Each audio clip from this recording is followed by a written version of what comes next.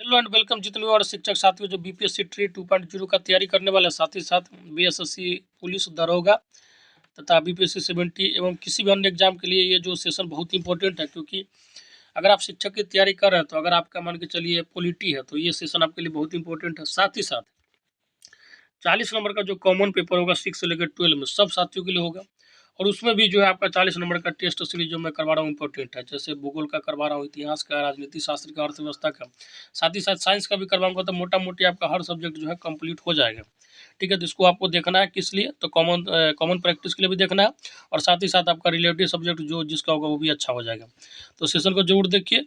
अगर सेशन में अभी तक नहीं जुड़े हैं तो चैनल से जुड़ जाइए, बाकी जुड़े हुए हैं तो दोस्तों में शेयर करते रहिए, लाइक ज़रूर कीजिए, क्योंकि एक वीडियो बनाने में बहुत मेहनत लगता है और आप लोग का एक लाइक हमारा उत्साह बढ़ाता है। चलिए तो स्टार्ट करते हैं। आज जो है टेस्ट सीरीज नंबर 5 का जो है राज्य व्यवस्था का पहला क्वेश्चन कह रहा है कि संविधान प्रारूप समिति के अध्यक्ष डॉक्टर BR अम्बेडकर ने किस अनुच्छेद को संविधान की हृदय व आत्मा कहा। और ये भी आई है, very very very very very important, इसको 50 बार डालिए वो भी कम होगा।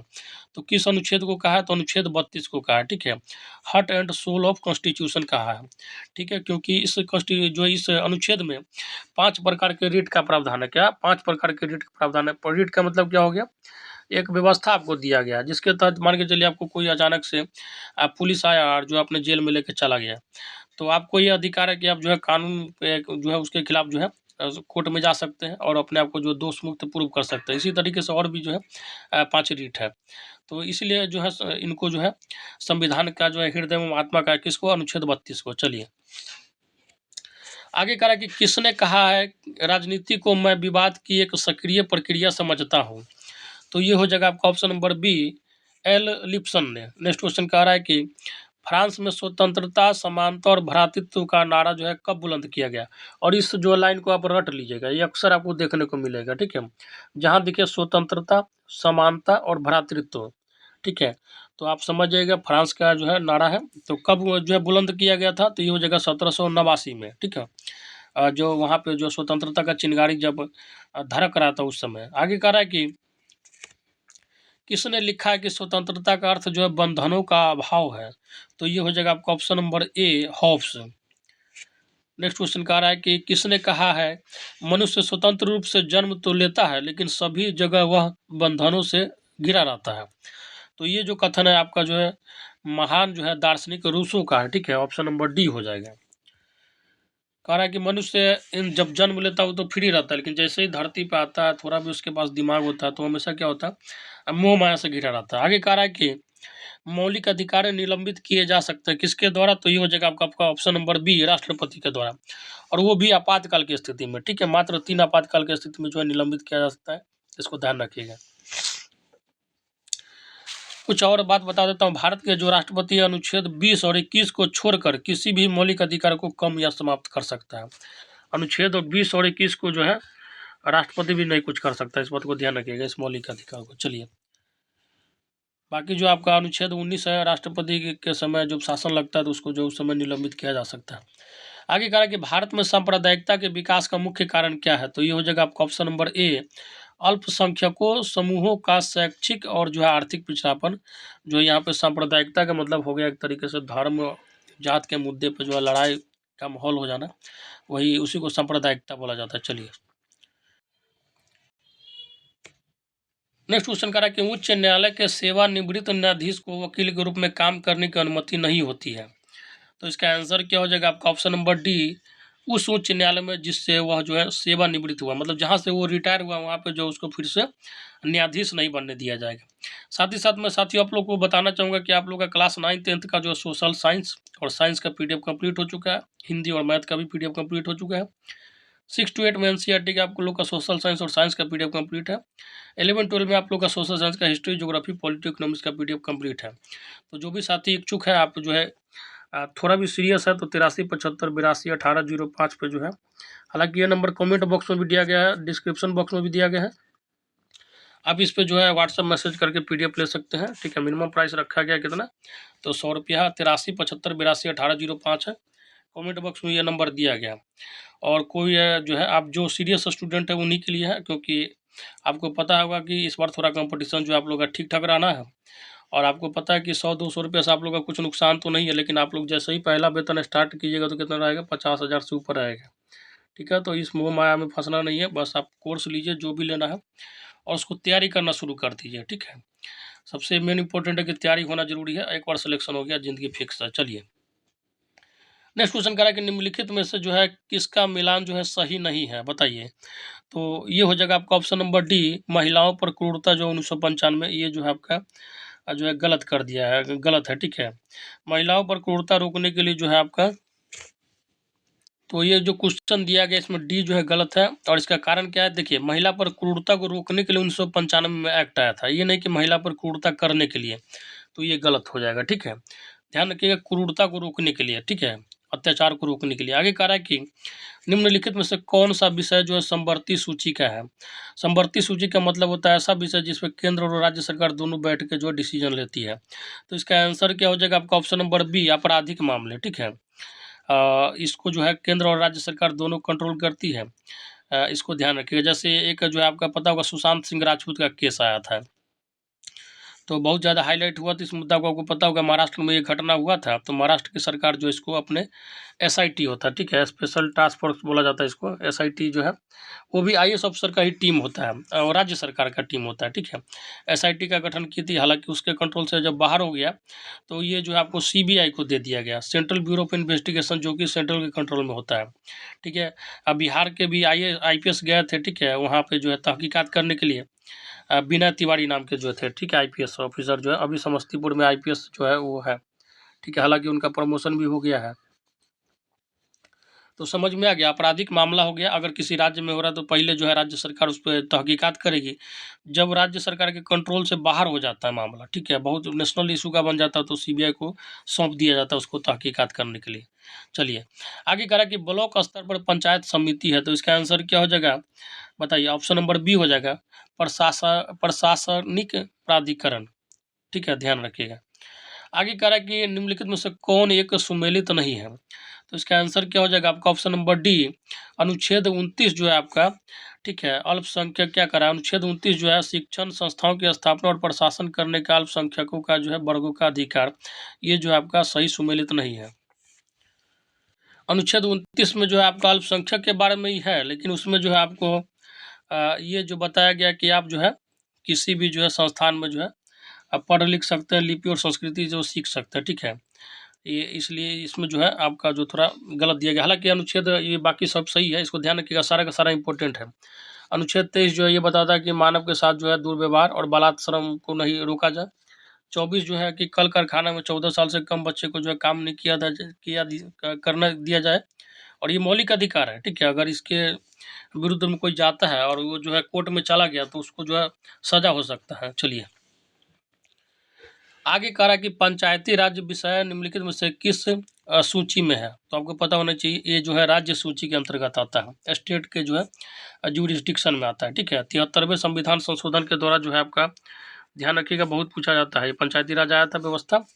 ठीक है, और 9वें भाग में है, 9वें भाग में है, और बाकी अनुच्छेद 243 में इसका वर्णन किया गया है। चलिए सबसे पहले राजस्थान राज्य के नागौर जिले में जो है पंचायती राज व्यवस्था आया था, उसके बाद जो है पूरे पूरे देश में फैलता चला गया। आगे कह रहा है कि संविधान के किस अनुच्छेद के अंतर्गत लोक सेवा आयोग के सदस्य को हटाया जा सकता है। लोक सेवा आयोग के सदस्य का मतलब क्या होता है, आपको पता होना चाहिए, जो पीसीएस लेवल के अधिकारी होते हैं। ठीक है, जैसे अभी अतुल प्रसाद क्या हुए हैं, अतुल प्रसाद सर जो है अभी जो बीपीएससी का एग्जाम ले रहा है 7th फेज का, वो समझिए कि लोक सेवा आयोग के सदस्य हैं, तो उसको हटाने के लिए कौन सा जो है अनुच्छेद जो है उसमें वर्णन किया गया है, तो ये हो जाएगा आपका ऑप्शन नंबर सी हो जाएगा, अनुच्छेद 317 में। ये हो गया राज्य सरकार के लोक सेवा आयोग। अब बाकी केंद्र सरकार का यूपीएससी होता है, आपको पता ही होगा। चलिए आगे कह रहा है कि 2012 में भारत के संविधान में होने वाले 97 संविधान को जो है सरोकार किस विषय से है, तो ये हो जाएगा आपका ऑप्शन नंबर बी हो जाएगा, सहकारी संस्थाओं का गठन व कार्य संचालन।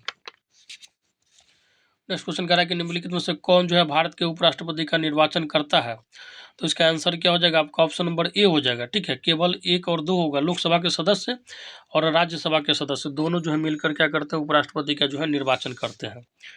ठीक है, नेक्स्ट क्वेश्चन कह रहा है कि धन विधेयक कहाँ जो है पुनः स्थापित किया जा सकता है, तो ये हो जाएगा आपका ऑप्शन नंबर ए हो जाएगा लोकसभा में। देखिए धन विधेयक के बारे में थोड़ा जान लीजिए, इसका वर्णन जो है अनुच्छेद 110 में, सबसे पहले ये पता होना चाहिए आपको, ठीक है। और धन विधेयक ऐसा विधेयक है जिसको अगर लोकसभा में पास कर दिया जाए और राज्यसभा उसको न भी पास करता फिर भी इसको जो है पास माना जाएगा। तो केवल लोकसभा पास कर दे फिर भी जो है मनी बिल पास हो जाता है, ठीक है। इस बात को ध्यान रखिएगा, ये बहुत पूछा जाता है, ठीक है।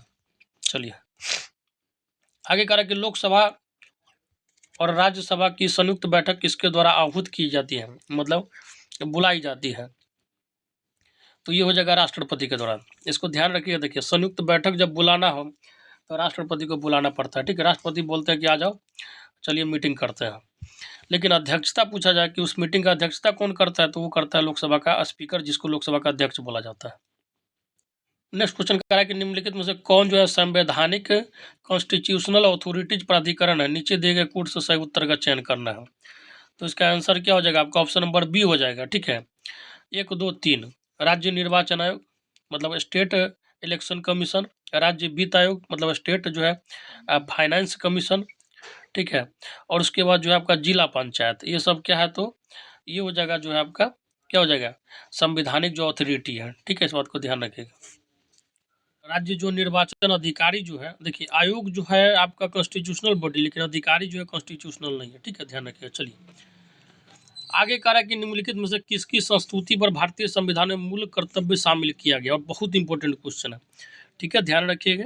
ये हो जाएगा आपका ऑप्शन नंबर सी स्वर्ण सिंह समिति की जो अनुशंसा पे, ठीक है, आपको जो है 42वें संविधान संशोधन के द्वारा जो है 42वें संविधान संशोधन के द्वारा जो है मौलिक कर्तव्य को शामिल किया गया, कब, 1976 में, ठीक है, ध्यान रखिएगा। शुरू में जो है आपका पता होगा, वर्तमान में हालांकि भारत में कितने मौलिक कर्तव्य हैं, तो 11 है, ठीक है, 11 मौलिक कर्तव्य। इस बात को ध्यान रखिएगा। इसका वर्णन किस में किया गया, तो भाग 4 क में किया गया, बहुत पूछा जाता है, ध्यान रखिएगा कहाँ कहाँ इसका वर्णन किया गया, तो भाग 4 क में इसका वर्णन किया गया। और अनुच्छेद कौन सा, अनुच्छेद 51 जो है आपका क इससे संबंधित है, ठीक है। ये सब क्वेश्चन जो मौलिक कर्तव्य से पूछा जाएगा कि 11 मौलिक कर्तव्य है। 42वें संविधान संशोधन 1976 के द्वारा जोड़ा गया था इसको, ठीक है। भाग 4 क में इसका जो है प्रावधान किया गया, अनुच्छेद 51 क में इसका वर्णन है, तो ये सब चीज़ आपको ध्यान रखना है। चलिए आगे कह रहा है कि संसद राज्य सूची के विषय के संबंध में कानून बना सकती है, तो इसका आंसर क्या हो जाएगा आपका, ऑप्शन नंबर बी यदि राज्यसभा ऐसा संकल्प पारित करती है, राज्यसभा, ठीक है। इस बात को ध्यान रखिएगा, जब तक राज्यसभा नहीं चाहेगा तब तक जो है संसद इस पर नहीं करेगा। आगे कह रहा है कि निम्नलिखित में से कौन जो है नीति आयोग तथा राज्य सरकारों के बीच समन्वयकर्ता कोऑर्डिनेटर का कार्य करता है, तो ये हो जाएगा क्या होगा बताइए, ऑप्शन नंबर सी हो जाएगा राष्ट्रीय विकास परिषद। और इसको क्या बोलते हैं, तो इसको हम बोलते हैं एनडीसी है शॉर्ट में, ठीक है। ये हो जाएगा नेशनल डेवलपमेंट काउंसिल, और इसकी स्थापना कब हुई थी, तो 1952 में हुई थी। ये पूछा जाता है अक्सर कि राष्ट्रीय विकास परिषद की स्थापना कब हुई, तो 1952 में। और ये क्या करता है, तो नीति आयोग जो कि सेंट्रल का पता आपको होगा, national institute of transforming India, जिसके अध्यक्ष कौन है, अभी वर्तमान में प्रधानमंत्री है। और राज्य सरकार के बीच में कोई भी काम होगा तो कोऑर्डिनेटर का काम मतलब मीडिएटर का काम क्या करेगा, तो राष्ट्रीय विकास परिषद करेगा। चलिए नेक्स्ट क्वेश्चन कह रहा है कि लोकतांत्रिक शासन व्यवस्था के अस्थायित्व के लिए महत्वपूर्ण चुनौती क्या है, तो इसका आंसर हो जाएगा आपका ऑप्शन नंबर डी, इनमें से सभी हो जाएगा। लोकतंत्र के मौलिक अधिकार के निर्माण की, लोकतंत्र के विस्तार की, और लोकतंत्र को सशक्त बनाने की, ये सब क्या एक तरह से चुनौती ही है। आगे कह रहा है कि लोकतांत्रिक शासन व्यवस्था के विस्तार की क्या चुनौती है तो इसका आंसर क्या हो जाएगा आपका, ऑप्शन नंबर डी हो जाएगा, इनमें से सभी हो जाएगा। नगरीय एवं पंचायती राज संस्थाओं को प्रजातंत्र बनाने की, प्रशासनिक इकाइयों को प्रजातांत्रिक बनाने की, सभी स्तर पर सत्ता में जो है जन भागीदारी के विस्तार की। नेक्स्ट क्वेश्चन कह रहा है कि इंग्लैंड में जो है किस वर्ष स्त्रियों को जो है वयस्क मताधिकार प्राप्त हुआ, और ये क्वेश्चन मैं इतिहास में भी करवा रहा था तो आपको बताया था, ठीक है, कब हुआ था, तो 1928 में जो है आपको स्त्री को भी जो है लेडीज को भी वोट देने का जो अधिकार मिल गया था, ठीक है। इस बात को ध्यान रखिएगा। नेक्स्ट क्वेश्चन कह रहा है कि प्रजातांत्रिक विकेंद्रीकरण के सिद्धांत को त्रिस्तरीय पंचायती राज संस्थाओं के माध्यम से लागू किए जाने की सिफारिश किसने की थी, तो इसका आंसर क्या हो जाएगा बताइए, आपका ऑप्शन नंबर बी हो जाएगा, बलवंत राय मेहता समिति। ये जो है आपका त्रिस्तरीय, त्रिस्तरीय का मतलब क्या हो गया, आपको त्रिस्तरीय का मतलब समझ में आना चाहिए। जैसे आप गांव लेवल पे जाते हैं, ठीक है, ग्राम स्तर पे ग्राम पंचायत होता है, प्रखंड स्तर पे क्या होता है, पंचायत समिति, और जिला स्तर पर क्या होता है, जिला परिषद होता है। ठीक है, 3 स्तर का होता है। हालांकि नॉर्थ ईस्ट वगैरह में जाएगा, जो राज्य 20 लाख से कम जनसंख्या रखे हुआ है, वो वहाँ पे 2 स्तरीय जो है आपका पंचायत समिति है, क्या कहते हैं, पंचायती राज होता है। एक जो हो गया गाँव स्तर पर ग्राम पंचायत, और जिला स्तर पर जिला परिषद। जो बीच वाला जो है आपका प्रखंड स्तर पर पंचायत जो समिति, वो वाला जो है स्तर हटा दिया जाता है।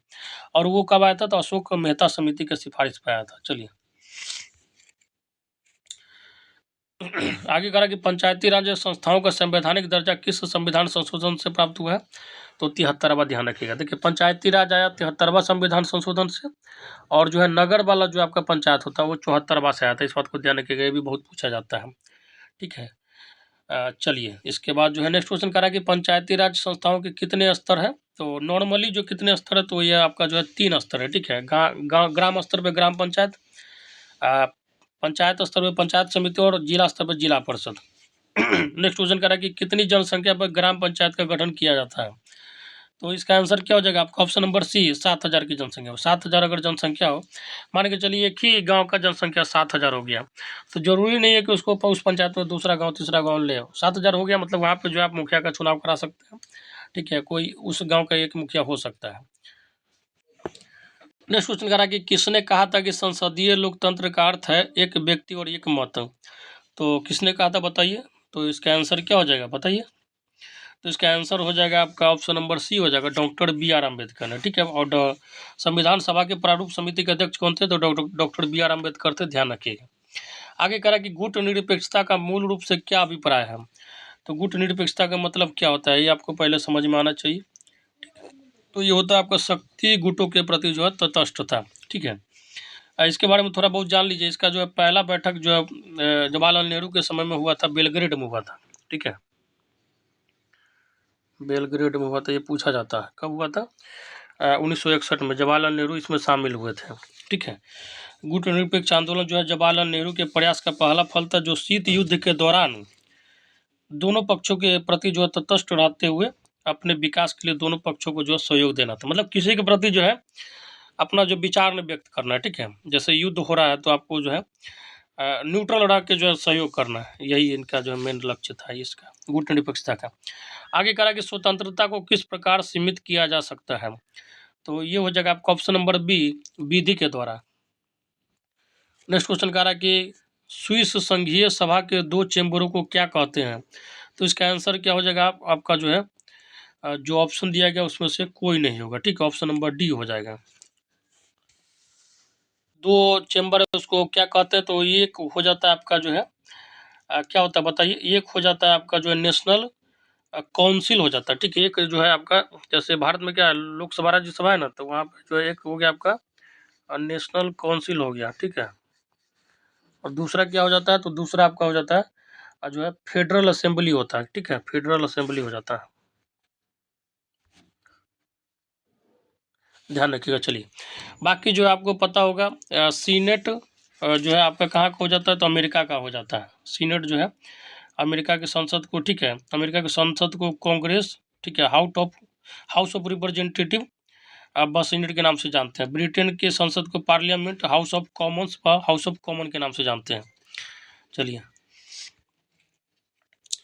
आगे कह रहा कि देखिए बहुत अच्छा क्वेश्चन दिया गया, इसको ध्यान से देखिएगा कहाँ से कौन चीज़ लिया गया है, और ये जो है ये क्वेश्चन जो है बहुत कॉन्सेप्ट को रखे हुआ है। जैसे विधि का शासन कहाँ से लिया गया है, तो विधि का शासन कहाँ से लिया गया आपको पता होना चाहिए, इंग्लैंड से लिया गया। ठीक है, ठीक है, विधि का शासन कहाँ से, इंग्लैंड से लिया गया है। विधि द्वारा स्थापित प्रक्रिया, तो ये हो जाएगा आपका जापान।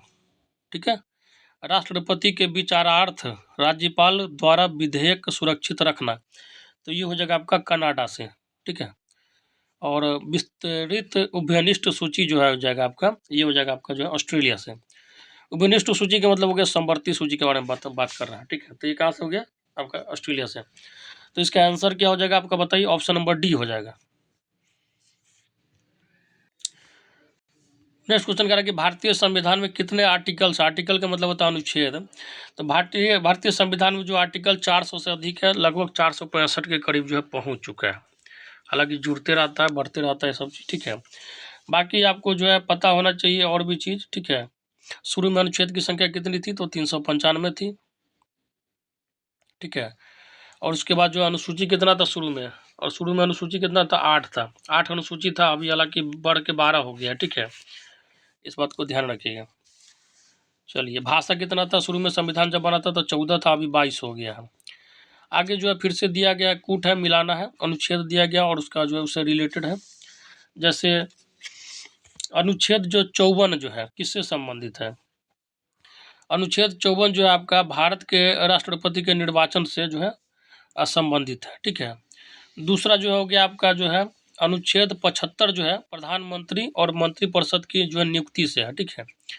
अनुच्छेद 155 जो है आपका राज्य के राज्यपाल की नियुक्ति से है, और अनुच्छेद 164 जो है आपका वो जाएगा राज्य के मुख्यमंत्री और मंत्रिपरिषद की नियुक्ति से है, ठीक है। तो ये हो जाएगा आपका ऑप्शन नंबर ए हो जाएगा, ठीक है, ऑप्शन नंबर ए हो जाएगा। ध्यान रखिएगा, बहुत इंपॉर्टेंट क्वेश्चन हो जाता है कि जो क्वेश्चन में कितना कॉन्सेप्ट रखे हुए हैं।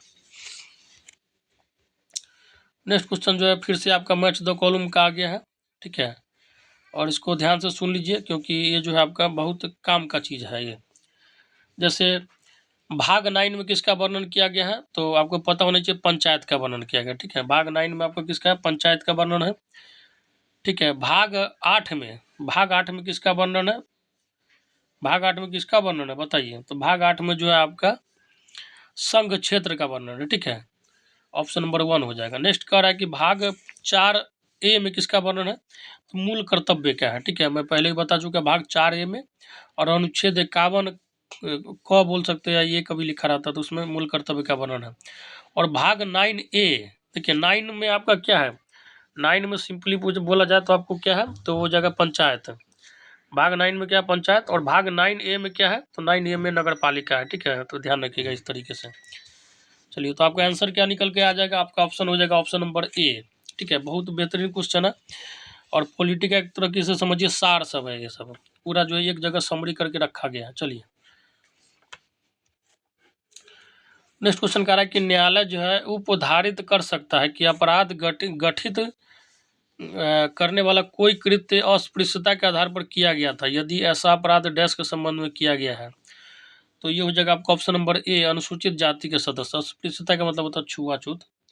चलिए, आगे फिर से जो है आपका अनुच्छेद दिया गया है, बाकी जो है बगल में दिया गया है उसका क्या कार्य है, और सारा का सारा इम्पोर्टेंट है, ठीक है, ध्यान से सुन लीजिएगा। अनुच्छेद 40 जो है ग्राम पंचायतों के गठन से संबंधित है, किससे, ग्राम पंचायतों के गठन से, और बहुत पूछा जाता है। अनुच्छेद 41 जो है आपका कुछ दशाओं में जो है जैसे काम करने का अधिकार को लेकर, ठीक है, काम, शिक्षा और लोक सहायता पाने का अधिकार। अनुच्छेद 40 जो है 44 जो है पूरे देश में इशू बने हुआ है, इसको ध्यान से देखिएगा, ठीक है। अनुच्छेद 44 जो है बहुत न्यूज में आजकल आ रहा है, समान नागरिक संहिता, ठीक है, मतलब समान नागरिक को, अगर आदमी नागरिक से मत समान उसके लिए कानून भी होना चाहिए, हालांकि ये पॉसिबल नहीं है। शब्द अलग अलग धर्म को मानने वाले, जात को मानने के, लिंग संप्रदाय को है इस देश में, ठीक है, सही रूप से सुचारू रूप से। अनुच्छेद 44 जो है सबसे पहले जो है गोवा में लगा था, इसको पता होगा, और अभी भी गोवा में जो अनुच्छेद 44 एक्टिव है, तो पूरे इंडिया में जो इसको लागू करने का प्रावधान चल रहा है, ठीक है। तो इसको क्या है, समान नागरिक संहिता, इसको यूसीसी बोलते हैं अंग्रेजी में, जो है आपका यूसीसी इसको बोलते हैं, यूनिफॉर्म सिविल कोड, ठीक है। तो इसी को जो है पूरे देश में लागू करने का बात चल रहा है, देखिए कब तक सफल हो पाता है। आगे जो है अनुच्छेद 48 जो है आपका कृषि एवं पशुपालन के गठन से संबंधित है, तो इस हिसाब से आपका आंसर क्या निकल के आ जाएगा, आंसर जो हो जाएगा आपका जो ऑप्शन नंबर क्या हो जाएगा, ए हो जाएगा। नेक्स्ट क्वेश्चन कह रहा है कि राष्ट्रपति के निर्वाचक मंडल के सदस्य होते कौन कौन होते हैं, जैसे राष्ट्रपति का जब चुनाव होता है तो उसमें कौन कौन भाग लेता है। देखिए, राष्ट्रपति और उपराष्ट्रपति का जो चुनाव होता है डायरेक्ट प्रधानमंत्री और मुख्यमंत्री की तरह नहीं होता कि जनता चुन के भेजती है, वहाँ पे जो आप चुन के भेजते हैं सांसद विधायक को, वो जो है उसको चुनता है। तो आपको पता होना चाहिए कौन कौन भाग लेता है राष्ट्रपति के जो चुनाव में, तो इसमें क्या हो जाएगा आपका आंसर बताइए, ऑप्शन नंबर जो है डी हो जाएगा, ठीक है। इसमें जो आपका संसद के दोनों सदनों के जो निर्वाचित सदस्य भाग लेते हैं, जैसे संसद के 2 सदन कौन सा हो गया, लोकसभा और राज्यसभा, लोकसभा निम्न सदन और राज्यसभा उच्च सदन, उसके सारे सदस्य भाग लेंगे जो निर्वाचित हैं, ठीक है। बाकी जो है निर्वाचित, ध्यान रखिएगा, निर्वाचित और मनोनीत में अंतर होता है। निर्वाचित का मतलब जो चुन के जीत के आया रहता है वोट से, और मनोनीत नहीं भाग लेगा, संसद में वही सदन के जो निर्वाचित सदस्य होंगे वही भाग लेंगे। बाकी जो आपका सभी राज्यों की विधानसभाओं के निर्वाचित सदस्य का मतलब जो चुन के आया वोट के द्वारा, विधानसभा का मतलब आपको समझ में आना चाहिए, विधायक भाग लेता है, ठीक है। राज्य का विधायक लेता है, ठीक है, जो चुन के आता है, मतलब वोट से जीत के आता है। संसद के दोनों सदन का, लोकसभा और राज्यसभा का जो निर्वाचित सदस्य रहता है। साथ ही साथ दिल्ली और पांडिचेरी विधानसभाओं के निर्वाचित सदस्य भी रहते हैं, ठीक है। तो वो जो है आपका राष्ट्रपति के निर्वाचन में मंडल में भाग लेने वाले सदस्य है। उम्मीद करता हूँ कि आपको समझ में आया होगा। और ये था साथी आप लोग का जो है पॉलिटी का जो है टेस्ट सीरीज नंबर 5 का मोस्ट इम्पोर्टेंट 40 क्वेश्चन था।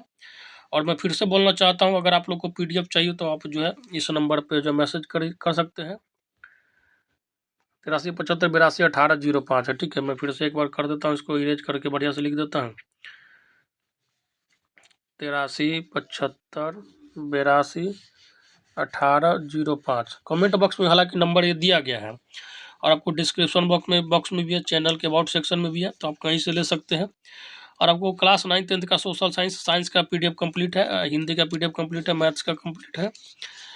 क्लास जो है 6 to 8 में आपका सोशल साइंस और साइंस का पीडीएफ कंप्लीट है। हिंदी पे काम चल रहा है, बहुत जल्दी उसको भी तैयार कर दिया जाएगा।